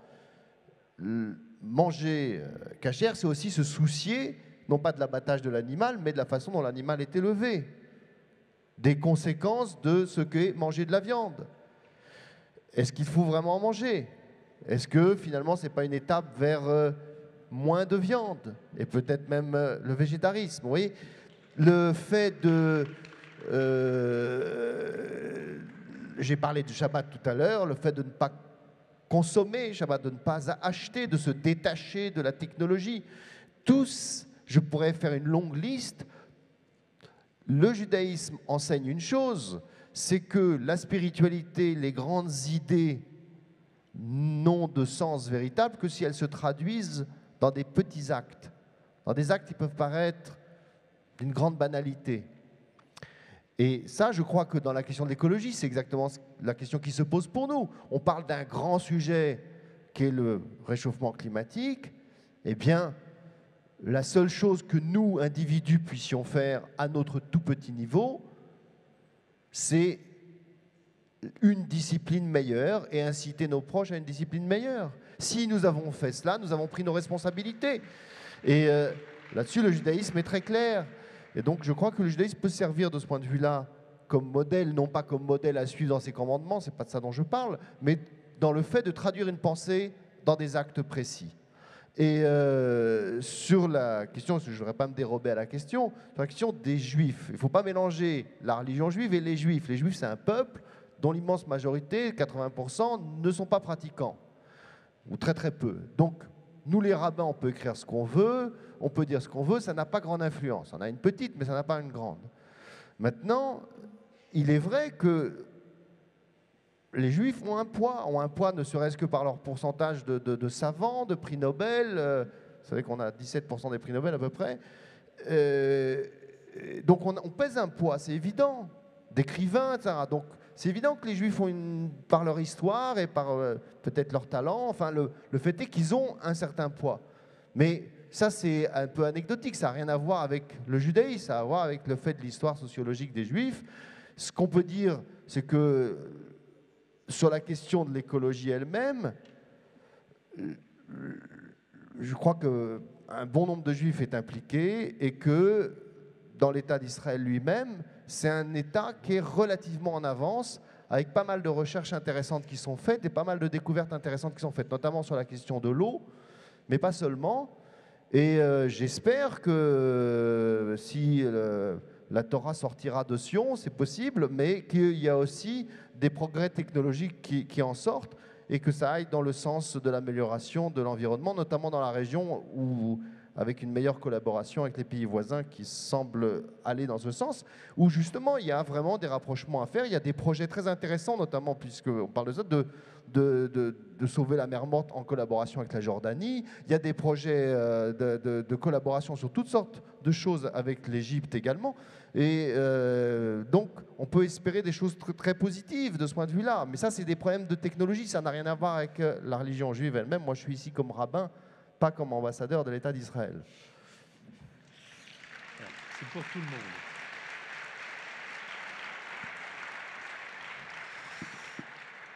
Alors moi j'ai aussi ma petite question. Y a-t-il un danger en annonçant la relance économique par la croissance verte à cocher, oublier l'obligation de nos sociétés à aller vers de la sobriété? Bien évidemment, à aucun moment j'ai dit quelque chose qui pouvait conduire à ça. Simplement, je voudrais pointer vis-à-vis de vous qu'il faut penser monde. Si certains de nos sociétés arrivent, je dirais, à la saturation de leurs besoins fondamentaux et qu'à un moment, comme ça a été dit par les quatre autorités à côté de moi, il y a la nécessité à un moment je dirais, de se calmer et de maîtriser aussi, non pas ses besoins fondamentaux, mais des désirs qui de temps en temps deviennent je dirais pas belliqueux, je dirais belligènes, c'est-à-dire qui portent le conflit par le fait qu'ils sont excessifs, car non généralisables à tout le monde et prenant des ressources qui vont manquer à d'autres. Il faut faire attention à ça. On a un vrai problème de modération, c'est clair. Mais en même temps, vous avez aujourd'hui des populations riches dans les pays développés, maintenant de plus en plus dans les pays émergents, un peu dans certains pays en développement, mais vous avez dans tous les pays, alors y compris les pays émergents, les grands pays émergents, et alors a fortiori dans les pays en développement, des gens qui sont encore dans le dénuement le plus complet. Et regardez les horreurs que l'on voit ces jours-ci avec des vagues migratoires. Vous voyez que l'un des problèmes tout de même de notre société, c'est qu'on veut échanger les marchandises, mais à condition que les gens ne bougent pas. Bon, écoutez, là, il y a quand même un peu une contradiction. Et puis, avec les médias, là, les gens disent pourquoi moi, j'y aurais pas droit. Bon, et donc, il est essentiel de réfléchir à améliorer les conditions de vie de l'ensemble de la planète. Et là, il faut éviter. Vous parliez tout à l'heure de catastrophisme, certains d'entre vous. Vous avez raison. On n'est pas dans une situation, je dirais, de pénurie surtout. On n'est pas dans une situation de pénurie de vent. On n'est pas dans une situation de pénurie de soleil. On n'est pas dans une situation de limitation de l'accès à l'éducation. On n'est pas dans la limitation de l'accès à la santé. Donc, vous voyez, il y a des choses dans nos vies qui vont devoir décliner. La consommation de ressources rares, la consommation de combustibles fossiles, l'émission de polluants, mais il y a plein de choses qui sont abondantes. Donc c'est une réorientation du développement qu'il faut faire. Donc vous voyez, dans le débat croissance, non-croissance qu'on a en nous, on parle de la croissance ou de la décroissance de quoi? Et on parle de croissance et de décroissance pour qui? Il faut qu'on rentre dans ce sujet-là, qu'on ouvre la boîte. Et que bien sûr, qu'on ait cette logique de sobriété, qu'on calme un certain nombre de choses parce qu'elles ne sont pas partageables par tout le monde. Donc la question du partage est au cœur des sujets qu'on a abordés les uns et les autres, mais il y a un futur du développement. Et je voudrais, et ce sera mon dernier mot, souhaiter à chacun, à chacune d'entre vous, à vos familles, et à vos populations à qui vous vous adressez, une bonne vie au XXIe siècle.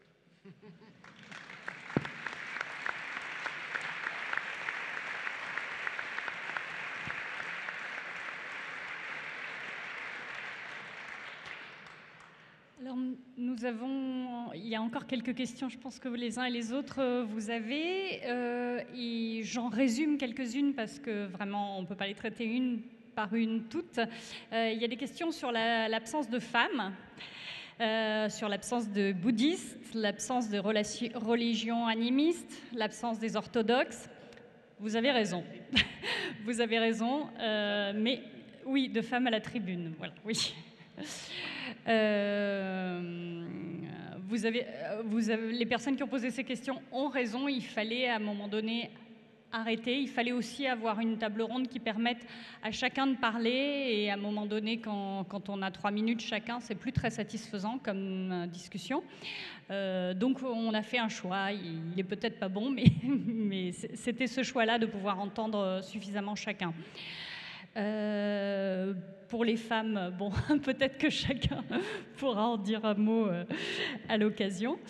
Il y a aussi une remarque sur la présence insuffisante de réalisation. Alors c'est plus général, ça s'adresse aux intervenants, mais je crois que ça s'adresse aux assises aussi plus globalement. Et là, peut-être, j'invite à relire le programme. L'idée était vraiment de mettre un maximum de réalisations dans les forums en particulier. Vous aviez des choses sur le désinvestissement des énergies fossiles. Les églises sont mobilisées. Je crois que ça n'a pas été trop cité ce matin, mais effectivement, c'est un sujet important. Ce que vivent les personnes du foyer Marie-Jean, les monnaies locales, les rénovations énergétiques des bâtiments paroissiaux, les éco-hameaux chrétiens. Enfin bon, il me semble qu'il y avait largement le choix en matière de réalisation.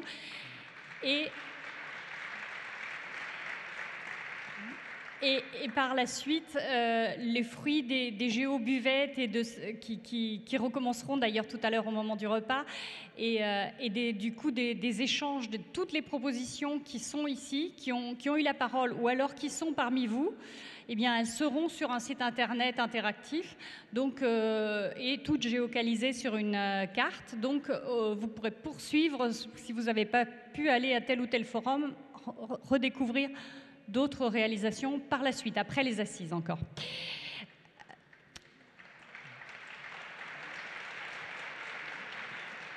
Alors, il y avait une question sur les migrants, une question sur la démographie, une question sur la problématique du développement et une autre sur la technologie. Il y avait également une question sur la prière. Le mot prière ne méritait pas d'être entendu. Voilà une force à ne pas oublier. Et une question sur comment changer de style de vie s'il coûte plus cher de faire ce changement. Sans signal prix sur le carbone, on ne réduira pas notre consommation de carbone. C'est peut-être une question un petit peu technique, mais si quelqu'un se sent de la prendre, voilà, ça sera très brièvement, si vous pouvez faire une petite réponse à la question que vous saisissez au vol et un mot de conclusion en même temps. Voilà, je vous remercie. Je prends celle de la prière et un mot de conclusion. J'ai parlé tout à l'heure de l'émerveillement. L'émerveillement, il provient de la contemplation de la création, des œuvres d'art, d'un beau texte. Mais la prière, c'est aussi le lieu où nous, par le chemin de l'adoration, nous découvrons qui est Dieu, hein, pour nous, à travers le Christ en croix qui donne sa vie pour nous. Ce qu'il fait pour nous et pour la création, on devient comme celui qu'on prie, dit le psaume. On devient comme celui qu'on prie. Et si nous sommes capables de nous laisser transformer par celui qui a tout fait pour nous, sans doute que nous saurons mieux faire pour nous et les autres. Et ma conclusion sur la démographie, vous savez, j'assistais au sommet des consciences pour la Terre, et un Indien a dit ceci, et on pourrait le faire nôtre: la Terre a tout ce qu'elle faut pour satisfaire les besoins des hommes, mais elle n'arrivera jamais à combler leurs avidités.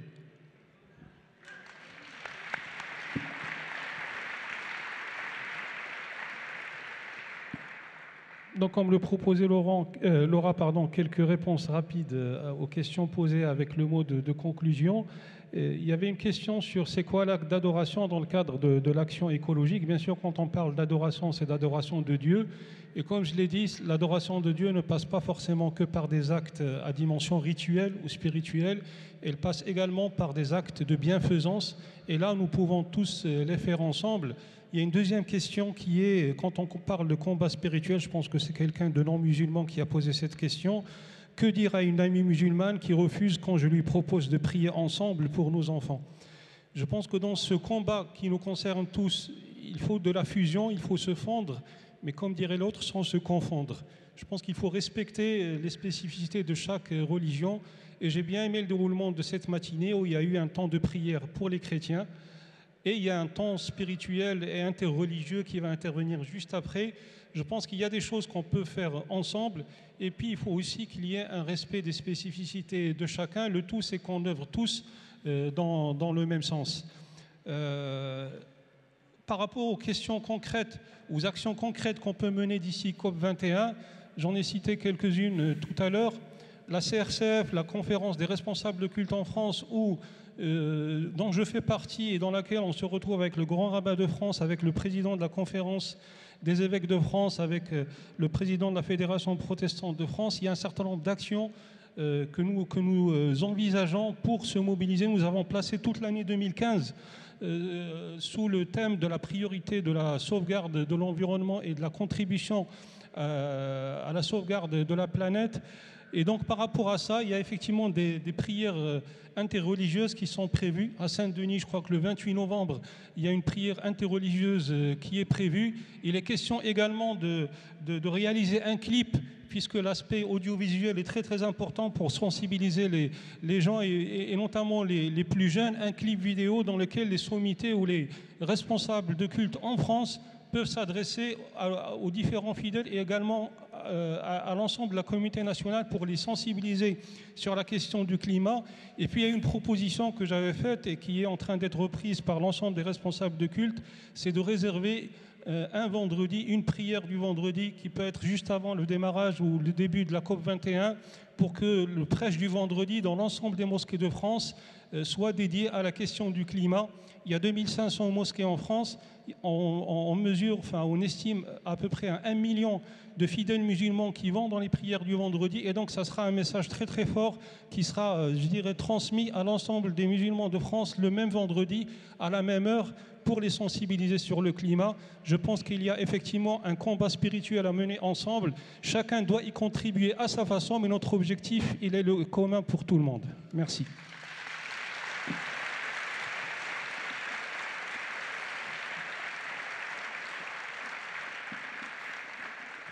Je suis obligé de prendre la question sur le prix du carbone. Bien évidemment, on est aujourd'hui dans une économie qui est imparfaite. Elle donne de la valeur à certaines choses et pas à d'autres choses. Vous avez bien compris qu'on doit faire porter la fiscalité dans notre monde sur tout ce qui est rare, les ressources, ou qui doit être rare, la pollution, et plutôt qu'à ce qui doit être abondant, à savoir le travail. Bon, donc c'est toute une question de réforme fiscale, à la fois dans notre pays, mais aussi dans l'ensemble des pays du monde. Et vous comprenez bien que cette question d'avoir un prix du carbone se heurte à la compétition économique extrêmement forte des pays, certains conquérant leur capacité économique sur un effondrement de toute leur fiscalité. Et donc, dans la conférence de Paris, on va probablement faire des avancées sur cette question-là. On va probablement pas arriver à avoir ce qui serait indispensable, c'est-à-dire une fiscalité ou un système de prix du carbone généralisé, je dirais, à tous les pays, encore une fois. Mais là, ça appelle à des questions économiques que vous connaissez, qui sont des questions de régulation globale, mondiale. Je vais revenir sur la question de la démographie. Pour dire quand même une réalité extrêmement simple. Tous les pays qui ont réduit leur taux de natalité sont des pays qui ont fait l'éducation des filles et qui ont développé des services minimaux, à commencer l'accès à l'eau et l'accès à l'électricité.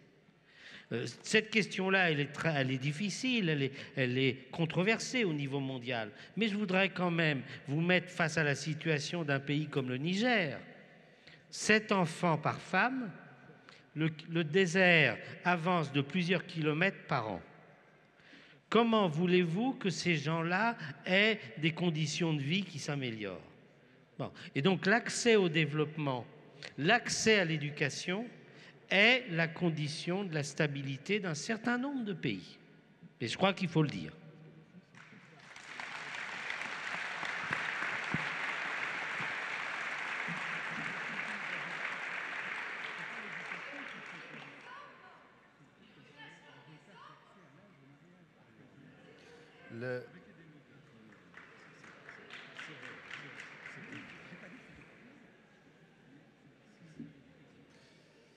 Alors, je vais essayer d'aborder la question des migrants, qui, je trouve, bon, évidemment, ne peut pas être, je crois qu'on est tous sensibles à ça, mais moi, en tant que juif, ça soulève des souvenirs qui ne sont pas lointains pour nous, enfin, de voir des gens sur des bateaux qui ne savent pas où aller, qui sont refoulés, qui se noient en mer, des gens enfermés dans un camion qui étouffe. C'est délirant, si vous voulez.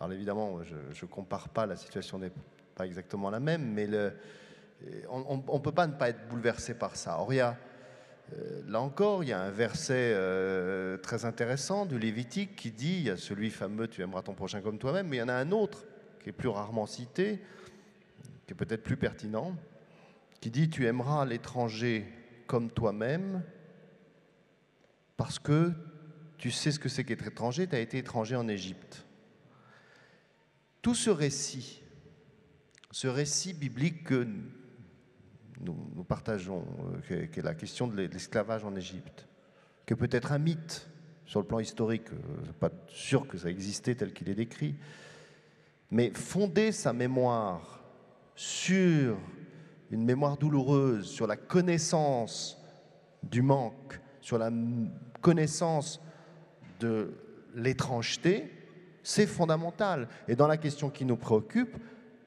il s'agit de cela. Alors je ne sais pas quelle est la solution précise par rapport à ces questions de migrants, qui est complexe. Mais en tout cas, la non-solution, c'est l'indifférence. On ne peut pas être indifférent.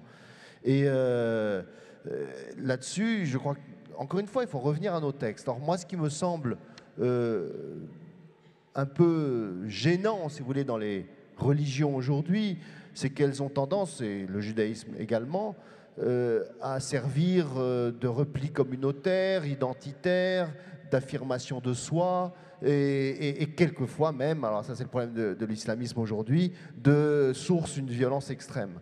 Bon, eh bien, c'est pas une religion n'est pas faite pour cela. Il y a un dévoiement profond dans ces différentes manifestations, et que justement la question du climat, entre autres, mais avec toutes les conséquences alentours, donc y compris les migrants, y compris le souci, par exemple, du développement d'un pays comme le Niger ou autre, eh bien, ça nous ramène à nos fondamentaux religieux qui sont là, où nos textes se préoccupent non pas de notre repli communautaire ou identitaire, ils n'ont pas été fondés pour ça du tout.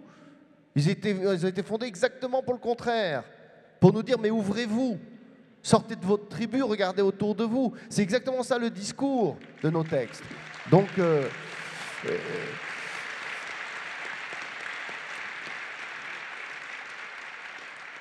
je pense que là-dessus, ça nous ramène à nos fondamentaux, sans fondamentalisme bien sûr, et à sortir également d'un phénomène qui ronge les religions, qui est une espèce de fascination pour le ritualisme. Alors, et le rituel est évidemment très important, très bien, tant mieux.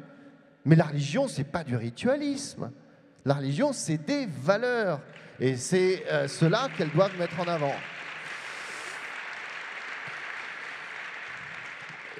Et là-dessus, voilà, je crois que chaque religion a un chemin à faire et que ces débats qui nous préoccupent sont aussi l'occasion de revenir à ces fondamentaux. Sur le plan très concret, puisqu'il a été évoqué des choses concrètes qu'on peut faire par rapport à la question du climat, moi, cette année, vu qu'il y a à peu près au même moment, le grand moment où toucher les gens pour nous, c'est Yom Kippour, le jour de Kippour, eh bien, ce Kippour-ci sera orienté, dans ma communauté en tout cas, complètement vers la question qui nous préoccupe aujourd'hui.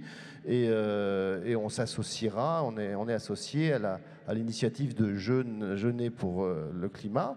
Et puisqu'on jeûne, et que normalement Kippour est justement un jour de pardon et de demande de pardon pour ces mauvaises actions ou de bonnes résolutions, eh bien, je crois que dans la suite des propos que je viens de tenir et qui ont été tenus ici, ça correspond parfaitement pour parler également des questions de climat et de tout ce qui s'ensuit. Voilà. Et encore une fois, qu'on ait un siècle, le 21e siècle, prospère.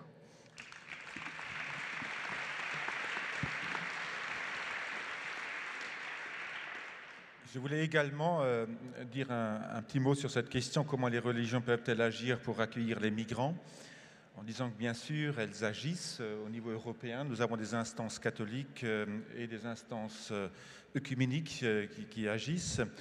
Et je voulais vous raconter une petite histoire, parce que c'est vrai que nous sommes tous d'accord pour dire, au-delà même des racines de nos textes, c'est un devoir moral pour l'Europe d'accueillir. Je voulais dire combien cette question actuellement est compliquée. Nous avons à un moment donné, au niveau de la Fédération protestante de France, interpellé le Premier ministre même au moment de la question syrienne, et il nous a rétorqué, mais vous, qu'est-ce que vous êtes prêts à faire? Et alors nous avons interpellé nos communautés, et puis finalement on a trouvé plus de 3000 personnes ou foyers qui étaient prêts à accueillir une famille en provenance de Syrie. Et finalement, le projet a eu une réussite relativement moyenne parce qu'à peine 1000 visas ont été délivrés. Donc, il nous faut continuer à œuvrer à la fois au niveau de nos textes et au niveau de notre capacité à interpeller. Et en fait, ce qui est sollicité, c'est exactement la même capacité de notre propre conversion culturelle en Europe pour nous ouvrir à l'autre. On est sur des logiques de repli, je vous rejoins totalement. Moi, je voulais terminer En lisant, puisque j'ai fait quand même, j'ai évoqué très marginalement les deux outils produits par la Fédération protestante de France pour sensibiliser et travailler ces questions. Frédéric Rognon, qui est professeur de théologie, avait fait la conclusion du colloque qui a donné lieu à cet opuscule « Terre créée, terre abîmée et terre promise ». Et dans sa conclusion, il cite, voilà, vous reconnaîtrez, il écrit « N'ayez pas peur ». Ce n'est pas Jean-Paul II qui l'a dit le premier, il citait l'homme de Nazareth, qui d'ailleurs lui-même citait Moïse, devant la mer Rouge, qu'il allait faire traverser au peuple. La peur ne doit donc pas être refoulée ou dénoncée par une pure incantation, elle doit être traversée comme la mer Rouge l'a été. Traversons donc nos peurs pour entrer dans l'espérance. Voilà, Enrico, à votre conclusion.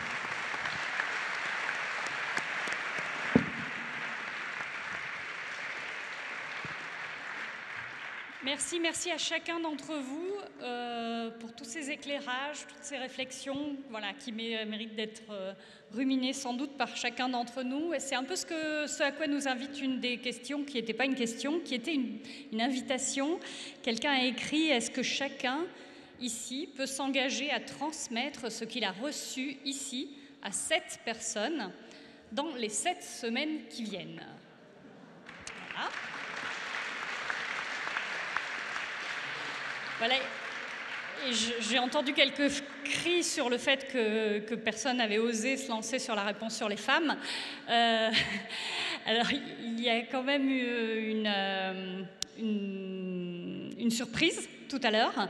Là, nous allons passer au temps interreligieux, mais après ce temps interreligieux, la grande synthèse de ces 3 journées, ça sera une femme qui va la faire. Ce sera Elena Lassida, qui est quelqu'un...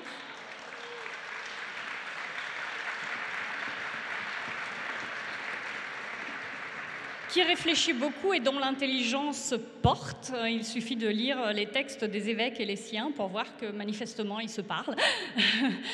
Et je laisse, en vous remerciant encore infiniment, tous les 5, la parole à Jean-Luc Sauveton. Merci aussi à Laura d'avoir animé ce temps. Je vais vous inviter à ne pas bouger.